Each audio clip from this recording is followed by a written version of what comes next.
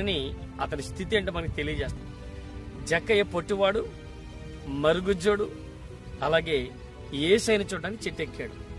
అయితే ఇది ఒక ఆధ్యాత్మికమైనటువంటి జీవితంలో చూసినట్లయితే కనుక చాలా మంది భక్తి గలవారం అని చెప్పుకుంటూ ఆ భక్తిలో వారు గొప్పవారం అని అనుకుంటున్నారు గాని వారి భక్తిలో వారికి గొప్పతనం ఏమీ లేదు.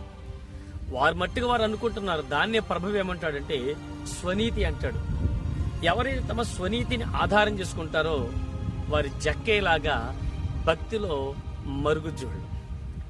జక్కయ్య